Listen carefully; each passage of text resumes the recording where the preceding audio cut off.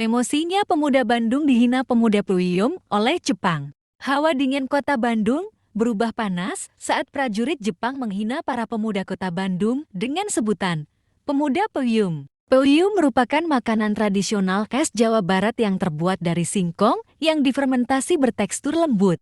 Berarti pemuda Bandung pemuda Puyum artinya pemuda lembek atau lembut. Peristiwa itu terjadi pada Oktober tahun 1945 atau 3 bulan pasca proklamasi kemerdekaan Republik Indonesia pada 17 Agustus tahun 1945. Jepang saat itu juga sudah menyerah ke pasukan sekutu, sehingga suasana panas merembat ke kota Bandung dengan aksi pelucutan atau perebutan senjata milik tentara Jepang. Awalnya berlangsung damai, seperti yang terjadi dengan PTT pada tanggal 27 September tahun 1945, Balai Besar Kereta Api pada tanggal 28 September tahun 1945, Pabrik Senjata dan Mesiu pada tanggal 5 Oktober tahun 1945, Gudang Utara pada tanggal 6 Oktober tahun 1945, dan lain-lainnya.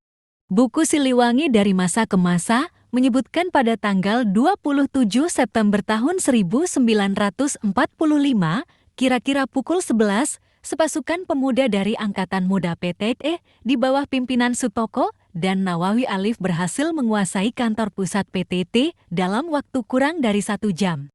Padahal persenjataan mereka ketika itu hanya terdiri dari bambu runcing saja. Keesokan harinya pemuda-pemuda jawatan kereta api di bawah pimpinan Eir Juanda melancarkan pengambil alihan Balai Besar Jawatan Kereta Api dan mencapai hasil yang baik pula.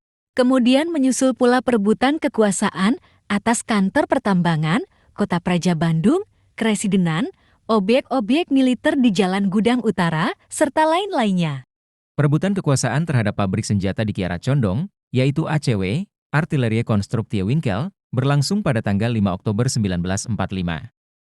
Pada mulanya, perebutan kekuasaan itu akan dilangsungkan secara damai, tetapi ketika perutusan kita yang menjumpai pimpinan pabrik itu keluar dari ruangan perundingan dengan tangan hampa, maka amarah pemuda sudah tak dapat dibendung lagi.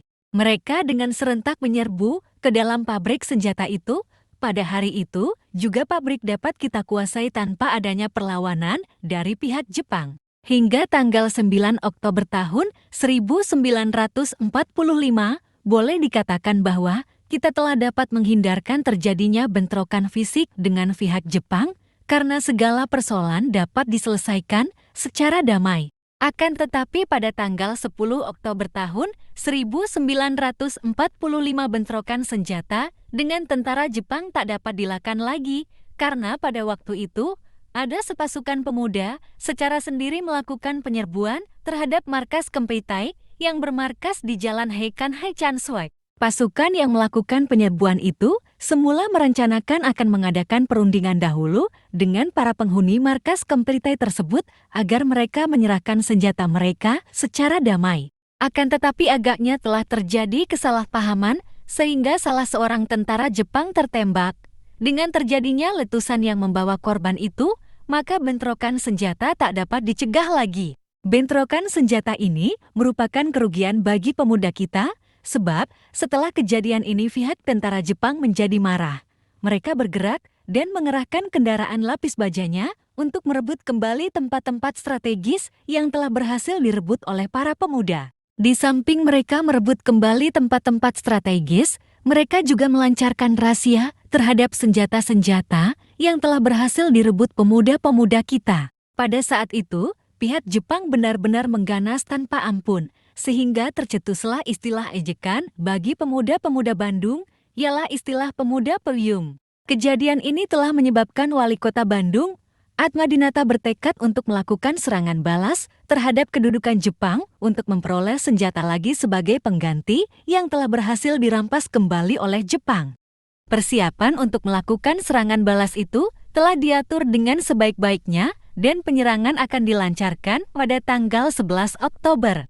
Yang menjadi sasaran adalah Jarbeus, Andir, dan Tegalega, Akan tetapi, yang berhasil dilaksanakan pada malam itu hanyalah serangan terhadap markas Jepang di Tegalega saja. Hinaan pemuda Puyung itu muncul kembali yang membuat panas pemuda Bandung, yakni di tengah-tengah pertempuran Surabaya. Seorang yang menamakan dirinya sebagai Bung Tomo berteriak keras di depan mikrofon radio pemberontak Surabaya.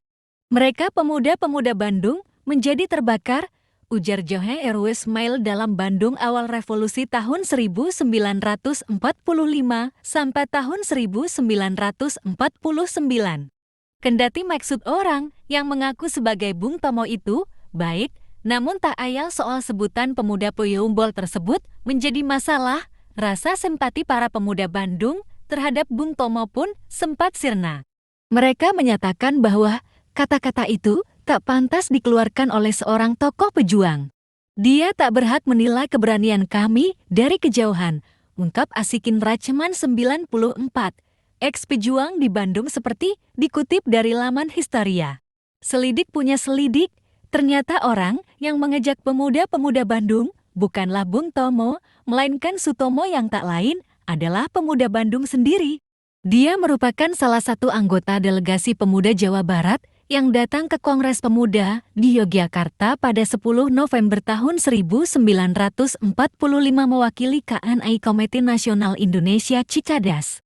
Menurut seorang anggota KNI Jawa Barat bernama Madomi Harna, Sutomo dikenal sebagai pemuda yang pandai berpidato, layaknya Bung Tomo asli.